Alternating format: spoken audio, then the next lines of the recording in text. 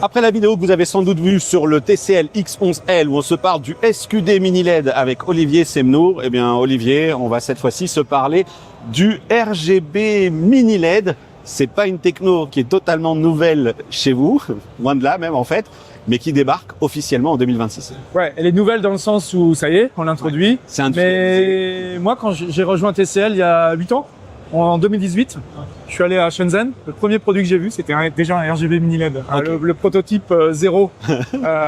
Et donc effectivement, 8 ans de travail Pour TCL CSOT en pour l'occurrence. TCL CSOT.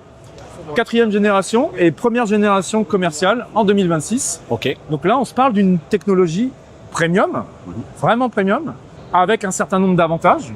Les avantages clients, c'est une meilleure gestion des couleurs, 100% du BT2020. Alors, on fait 100% du BT2020, c'est pas pour avoir des milliards de couleurs, parce qu'il n'y a pas forcément de contenu, mais vous verrez que l'effet induit, quand on fait 100% du BT2020, la précision du couleur est bien améliorée.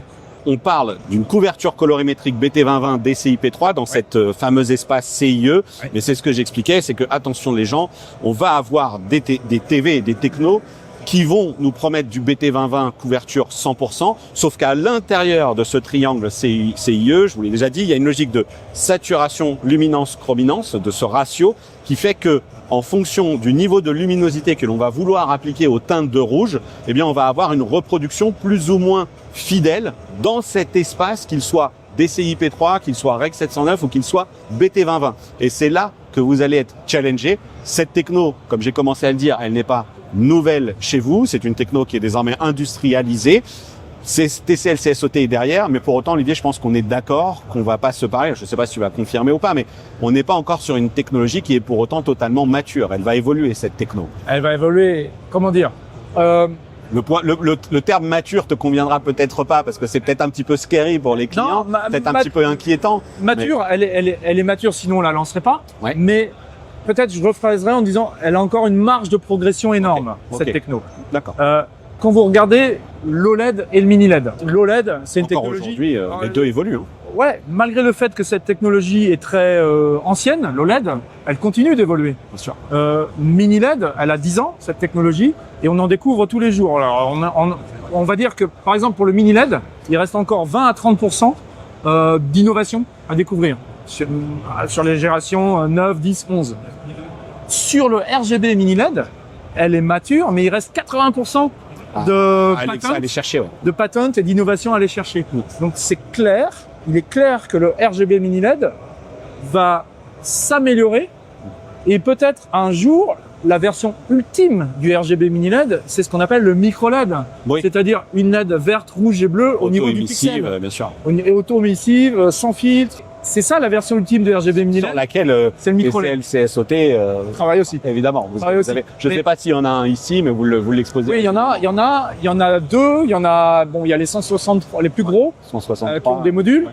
Il y en a même maintenant en une seule partie. Ah, bien. C'est intéressant. Okay. Intéressant. Mais voilà, le RGB mini LED, rassurez-vous, je ne prêche pas pour TCL, je prêche pour l'industrie, il est mature. C'est simplement, quand on se reverra au CES Las Vegas 2027, avant notre retraite, 2027, 2028, on le verra évoluer tous les ans. On le verra évoluer tous les ans, on vous parlera d'une génération 5 et 6 et vous verrez... Je souhaitais justement aller... Quoi qu'il en soit, c'est vraiment une techno premium et chez TCL, ça va atterrir sur une série premium. Ok, donc on y va. Décris-la nous justement. Alors, cette série, on va l'annoncer en mars-avril. Mais là, bon, David, tu t'es mis devant les modèles US. Oui. Tu remarques qu'il y a 3 tailles d'écran et on se rapproche de ces 3 tailles.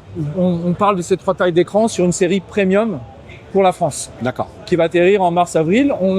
Qui portera ce C9L pour nous du coup. Pas forcément. D'accord. Pas forcément. Dans un souci de simplification, ça pourrait très bien... alors, le nom sera annoncé plus tard. Ça pourrait très bien être le même nom qu'aux US. C'est marrant parce que je voulais essayer implicitement d'aller chercher sur comment allait être construite la gamme et comment on allait évoluer le truc. Parce que ça, on l'a pas dans le communiqué de presse. Oui. Et je comprends ta question. Mais alors, comme on a fait sur le X11L, en France... Alors, est-ce que c'est les US qui ont suivi la France qui a suivi les US? Peu importe. C'est le même nom. Ok. Sur les RGB mini LED, ce sera le même nom. D'accord. Le nom des US sera le nom aussi en France. Mais alors ça donne quoi? C'est RM9L. Oui, si tu regardes le communiqué de presse des US, c'est le nom qu'ils ont choisi. et c'est le nom pour lequel on milite. Mais simplement, il sera confirmé au moment du lancement. D'accord. Ce nom-là. Alors, je te laisse nous en dire un petit peu plus. Ça donne Oui, quoi alors, qu'est-ce que tu as comme caractéristique La technologie RGB mini LED, c'est bien une LED rouge, verte et bleue qui remplace les LED bleus. Ok. Ici, vous n'avez pas de LED bleu, vous n'avez pas de LED blanche. D'accord. Il n'y a plus de quantum dot. Et on a supprimé le quantum dot et le film qui intégrait ces quantum dots. On n'a pas supprimé le color filter à la fin. Ce qu'on fait de très très bien ici, et on annoncera les specs en avril, et ça je peux vous promettre, que sur cette série premium qui s'appelle 9, vous verrez, et on vous l'expliquera, qu'en fait, il y a 2 LED rouges, 2 LED vertes, 2 LED bleus par zone. Ok. Ça, je pense que tu l'apprends aujourd'hui. Ouais. Et Tout à fait.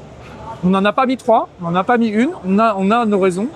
C'est parce qu'on juge que c'est le meilleur compromis pour atteindre une très très forte luminosité, mais aussi c'est le RGB mini LED qui aura le plus de zones sur le marché.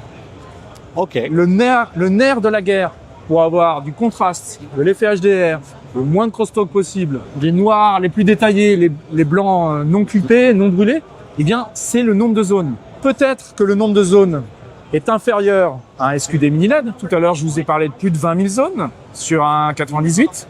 Là, sur un 98 ou 85, on n'aura pas les 20 000 zones, mais on aura 2 fois plus de zones que ce qui est annoncé, par ailleurs dans l'industrie. Ok. D'accord. Et on sera fiers d'annoncer nos zones parce que voilà, on utilise nos panneaux. Ce sera, à notre avis, le RGB mini LED le plus lumineux du marché. Sans pour autant donner de valeur pour l'instant. Pour l'instant, non, parce qu'on est en train de les mesurer. Vraiment, pour clarifier pour ta communauté, je sais que parfois, il faut qu'on clarifie. La montée en gamme. Voilà, on y vient. La montée en gamme. Ah, c'était ta question. En fait, moi, ma question est de savoir RGB mini LED, SQD mini LED, SQD mini LED, RGB mini LED, Alors, mini LED. la montée en gamme ou la descente en gamme, ça dépend d'où on part. Hein. Si on part du haut, clairement, le modèle 11 aura des avantages, des particularités supérieures au modèle 9 parce qu'on y a tout mis. Ouais. C'est pas forcément une question de technologie. C'est chez nous une question de zone et de nits. Donc la descente en gamme, elle se fera de la manière suivante. Quand on passe d'une série 11, X11, à une série 9, peut-être celle-ci, quelle que soit la technologie à l'intérieur, à chaque fois, il y aura plus de zones et plus de nits. Comme c'est le cas aujourd'hui. Voilà. Et du coup, finalement, cette techno RGB s'intègre dans le line-up avec ce même raisonnement. Exactement. C'est le raisonnement le plus... pour l'avoir testé avec un certain nombre de consos derrière les rideaux là-bas et avec la distribution, vous savez, quand on cherche un téléviseur sur Internet et tout, les filtres, les outils, c'est pas toujours simple. C'est la logique qui nous paraît la plus simple. C'est la qualité d'image pour les téléviseurs. Et donc, c'est pour ça qu'on a appliqué ces 2 critères, le nombre de zones et le nombre de nits. Donc, en fait, à la fin, la technologie à l'intérieur a presque plus d'importance. C'est vous qui décidez en fonction de votre budget et en fonction de vos besoins en qualité d'image. Bon, alors, c'est en tout cas la stratégie commerciale du line-up que vous avez adopté. Mais dans ce line-up, là, tu as évoqué, on va l'appeler pour l'instant série 9.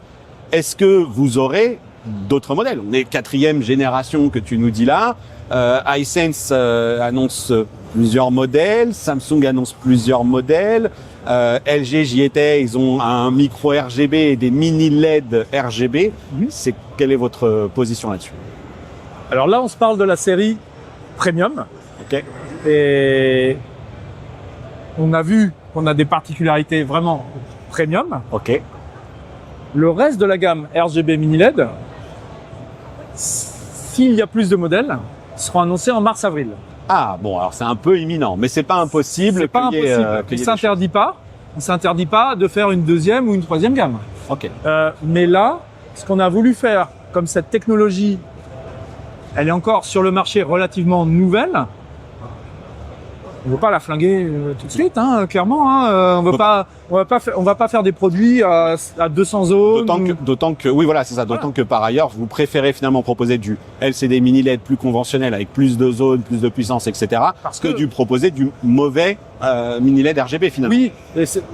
Ouais, le RGB mini LED sera jamais mauvais. Bah, si tu mets moins de zones, oui, alors. Mais si j'ai tu deux m'as zones, compris, si voilà. j'ai 2 zones sur un 98 pouces, le résultat va pas être terrible. On peut. Et ça, on s'interdit. Ça, on s'interdit de le faire. Ok. On s'interdit de le faire en 2026. Ça veut dire que même si on lance une deuxième ou une troisième série, quoi qu'il arrive, nos RGB mini LED seront premium. Ok. Ils seront premium. Tout à l'heure, j'ai dit que le SQD mini LED, c'était le flagship. Oui. C'est vraiment un flagship. Mais c'est aussi, avec le SQD mini LED, il y a moyen aussi de descendre en gamme. On ne fera pas que du X11. Ok. Et ça, on l'annoncera en mars-avril. Donc oui. Ok, très bien. Des choses bien à venir, alors. Ouais, voilà. Et puis, on va en parler après, mais on s'interdit pas à faire de inkjet printed OLED ou des choses comme ça. Oui, on va se faire une autre vidéo là-dessus. Chez CSOT, on maîtrise toutes les technologies. Alors, c'est un bon problème, mais parfois, il faut les positionner entre elles. Et je comprends ta question. Hein. Alors, pour conclure, qu'est-ce que ça donne en matière de... Alors, on a bien compris que tout ce qui était zone, etc., luminosité, on s'en reparlera. Qu'est-ce que ça donne là, en l'état actuel des choses, dans le paysage de cette techno, en matière de diagonale d'image? Donc, les diagonales, virtuellement, on peut faire toutes les diagonales imaginables jusqu'à 130. Mais ça, c'est quoi, ça? Ça, ce qu'on voit derrière nous, bon, on voit que c'est un 115. Voilà. Il me semblait bien que c'était à 115. On voit que c'est à 115. Eh bien, quand on va annoncer nos produits en France, il y a des chances qu'on le fasse. Ok. Il y a des chances qu'on le fasse. Et les 3 tailles qui sont là, donc 115, 98, 85, il y a aussi de fortes chances qu'on les lance sur le marché français. Ok, très bien. Parce qu'on voit une appétence pour les grands écrans. Ce que je veux dire aussi, c'est aujourd'hui, si vous voulez faire un 115 pouces ou plus, il y a finalement 3 technos qui permettent de faire ça. Le SQD mini LED et le mini LED, le RGB mini LED et le micro LED. Le micro LED est encore stratosphérique. Si vous voulez faire des très grandes tailles d'écran, 115 et 98, dans une technologie vraiment premium et qui reste abordable, eh ben, c'est les technologies à base de LED aujourd'hui. RGB mini LED, c'est Pangu Lab aussi ou Ouais, tout à fait. C'est les LED, elles sont sourcées et enfin elles sont développées par Pangu Lab. Pas que pour la télé. Oui. On verra il y a de l'automotive que pour l'automotive, il y a des clients comme Audi et autres qui utilisent les LED développés par Pangu Lab. Et chaque jour, on continue à découvrir des propriétés optiques sur les LED.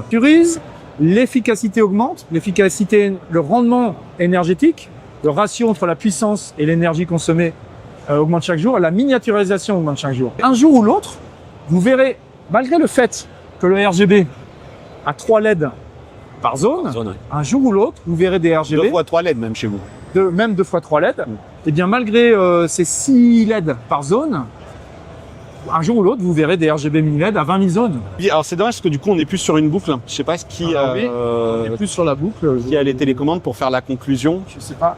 Bon ben voilà, retour à Paris pour vous faire cette conclusion avec une voix un petit peu cassée. Je vais essayer de forcer un peu parce que que ce soit la climatisation, les longs voyages en avion, peut-être des gens que j'ai rencontrés sur place ou que j'ai juste croisés, je ne suis pas revenu complètement à 100%. Mais retour à Paris aussi parce que voilà, c'est le genre d'aléa que l'on peut avoir sur les salons, c'est-à-dire qu'au bout d'un moment, la boucle qui est derrière ne tourne plus et ça s'est produit quand même pas mal de fois sur le stand de TCL et que je n'avais pas quelqu'un sous la main pour déclencher la vidéo. Bon, c'est pas très grave. Et puis de toute façon, Olivier a dû aller voir un de ses clients. Puis moi de mon côté, il a fallu que j'aille chez iSense pour également assurer mes autres rendez-vous de la journée, vous faire la vidéo sur le RGB mini LED Evo que vous avez vu, et puis d'autres restent à venir au moment où je parle sur les vidéoprojecteurs avec le PX4 Pro et XR10. Donc de toute façon, on a encore plein de choses à se dire. J'avais aussi fait sur le stand de TCL une conclusion, mais ça c'était avant de discuter avec Marek pendant une bonne demi-heure.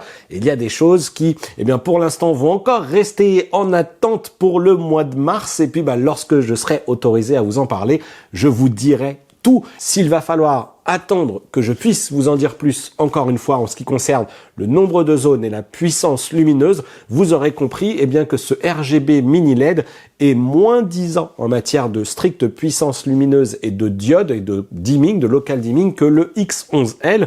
Mais pour que ce soit néanmoins performant, TCL CSOT utilise donc une structure à double émetteur RGB. Alors si Samsung appelle sa techno micro RGB, car la taille des diodes serait de moins de 100 micromètres, quand j'ai posé la question à Marek, il m'a dit « Hey, on va attendre et puis on y reviendra ». Il m'en dit pas plus sur la techno qui est produite par CSOT.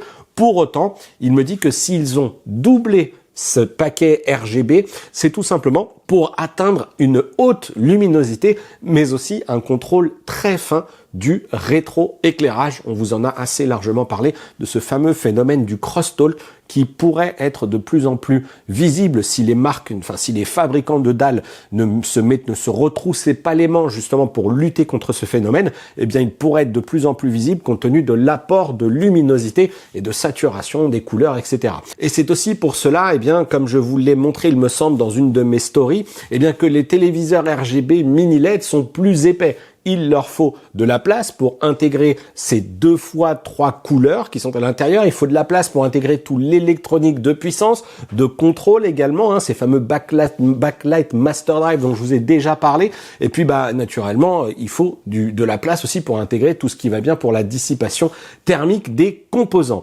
Donc, j'aurai encore une fois, des choses à vous montrer, à vous expliquer. Dans les prochains mois, Marek m'a clairement confirmé que le RGB mini LED est extrêmement demandeur en termes de pilotage pour le backlight.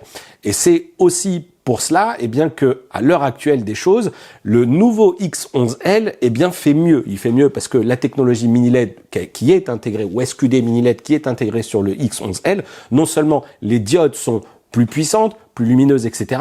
Mais c'est juste qu'en plus, le mini LED RGB rajoute toute une couche aux algos de traitement qui est costaud et qu'il faut gérer et c'est pour ça d'ailleurs que je disais à Olivier, est-ce que la techno, c'est vrai que j'ai utilisé le terme mature, mais finalement il m'a compris et je pense que vous m'avez compris aussi, c'est une techno où même si eux en sont à leur 4e génération, même si Hisense en est à commercialiser le 116. Vous avez vu déjà que les premiers tests sur le 116, les résultats sont pas spécialement glorieux. Ensuite, eux annoncent déjà du RGB mini LED Evo parce qu'ils ont déjà dû constater des choses. Alors pour le coup, leurs fournisseurs de dalles et Hisense, ils ont déjà dû constater des choses qui se sont dit, ok, là peut-être qu'on peut améliorer ça, comme ça, comme ça. Donc les gens cherchent, ils tâtonnent, ils voient un petit peu comment tout ça peut ou ça mérite d'évoluer. Et donc on va être sur l'an 1 entre guillemets, en tout cas commercialement, industriellement, à grande échelle, je pense qu'on est quand même cette année sur l'an 1. Et bien entendu qu'il reste des acteurs comme LG et comme Sony qu'il va falloir suivre sur également cette techno. LG avec son micro RGB, Sony avec du LED RGB. Bon, voilà, vous aurez compris. Ensuite, entre X11L et RM9L, Marek m'a également précisé que ce sont les mêmes panneaux avec le même filtre anti-reflet et surtout le même color filter qui leur a permis d'atteindre donc cette promesse de la couverture colorimétrique Rec 2020 à 100%. Et ça, a priori, ils ont dû revoir le color filter pour cela. On est là sur une dalle WHVA 2.0 Ultra pour les 2 modèles. Ce sont les 2 modèles les plus haut de gamme. Et comme je l'ai dit aussi, je crois, sur un short, mais peut-être pas sur la vidéo du X11L, on explique effectivement qu'on a sur le X11L ce panneau WHVA 2 Ultra. Et ensuite, les autres panneaux, puisque vous les voyez sur la frise là, on a également du WHVA 2.0 plus classique. Il se pourrait que ça soit la dalle, la typologie de dalle qui va équiper des modèles inférieurs. Il va falloir patienter encore un peu, donc aux alentours du mois de mars ou avril, dès que TCL fera ses annonces pour la France. Dans un cas comme dans l'autre, pour ces 2 technologies, si je lis un peu entre les lignes des annonces que m'ont fait Olivier et Marek, je prends peut-être un petit peu de risque en vous disant ça, mais j'ai l'impression qu'il fait de moins en moins, qu'il y a de moins en moins de doutes sur le fait que nous aurons bel et bien plusieurs gammes de produits LCD assurément à rétroéclairage, SQD mini LED ou RGB mini LED. Là aussi, ça fait un moment que je vous en parle de cette segmentation et qui, je l'espère, ne sera pas sujette à confusion au sein des différentes marques, au sein des différentes gammes chez les marques, comme ça peut l'être, en l'occurrence ici chez TCL, mais comme ça peut l'être chez LG. Parce que je vous rappelle que LG, je vous ai déjà fait une petite vidéo, mais naturellement, je vais vous faire des vidéos consacrées aux annonces de LG. Mais chez LG, on nous annonce du micro RGB, mais aussi du mini LED RGB. Alors, micro RGB, on se rapproche du fonctionnement qu'on a décrit jusqu'à présent massivement avec un backlight intégralement composé de diodes RGB et les différentes variantes. Et chez LG, il nous montre un truc mini LED RGB. Et là, on va revenir au coût du mini LED qui est sur le QN80 avec des diodes placées sur les côtés, sur le bas, bref, un peu façon Edge. Sauf que là, au lieu d'être blanche ou bleue, elles seront rouges, vertes et bleues. Et ensuite, il va y avoir un système à l'intérieur du TV qui va reguider tout ça. Donc voilà, donc il y a de la confusion, ça va être un joli bazar, mais je ne pense pas clairement que chez TCL on sera sur ce type de configuration. On devrait être sur du full array local dimming systématiquement, mais avec sans doute des paliers, des différences. Naturellement, on a sur le modèle donc RM9L ou C9L, un produit qui va se vouloir plus premium, d'où le fait de doubler cette fois-ci, comme je le disais tout à l'heure, de rouge, de vert, de bleu pour atteindre cette grosse luminosité. On pourrait penser que la gamme inférieure ou les gammes inférieures pourraient n'avoir qu'un seul émetteur de chaque couleur, par exemple. Et du coup, on aurait une luminosité qui sera un peu moins importante et peut-être du coup des performances en matière de angle de vision, etc. qui pourraient être un peu différentes. Bon, tout ça, il faut se le garder en tête et puis patienter. Bon, je profite aussi de cette longue conclusion tournée cette fois-ci en dehors du salon pour revenir sur d'autres choses et vous parler donc de la gamme US. Je pense que c'est un point important. Je ne sais pas combien d'entre vous vont voir encore cette séquence parce que des fois je publie des choses, je raconte et puis je vois bien que vous passez à côté parce que les vidéos sont sans doute trop longues, mais au moins je vous partage l'info. Donc sur les gammes US, encore une fois, tous les ans, dès que j'ai des infos, je vous les partage et je vous les partage dans, je pense, un niveau de détail assez sérieux. C'est-à-dire que je vais jusqu'à vous partager les tableaux qui nous sont transmis dans le cadre des présentations Europe, dans ces fameux événements Experts Meet Experts, alors que certains trucs sont confidentiels. Pour l'instant, j'ai pas eu de sujet avec ça, mais je vous partage les différences, notamment avec les US, et même comme ça, j'en vois parfois qui vont regarder le test ratings, etc. Et en fait, c'est pas les mêmes produits. Donc, est-ce que ce sera à nouveau le cas cette année? Est-ce qu'ils seront identiques ou non? On va patienter, on va attendre de voir. En tout cas, les produits sont pas dispo. Bon. Néanmoins, je sais que l'effervescence est là et chez vous, ça va commencer à cogiter et c'est aussi pourquoi j'ai essayé de faire un petit peu gaffe. J'ai passé, je pense, suffisamment de temps sur ce stand de TCL, sans doute même beaucoup trop, parce que je sais que j'ai une communauté ici qui est quand même très attentive à ces produits. Et puis, pour moi, c'est toujours intéressant parce que c'est à peu près aujourd'hui la seule marque qui, non seulement nous autorise à filmer des choses, mais en plus nous donne des éléments de réponse. Donc, il y avait sur place les gammes QM7L et QM8L.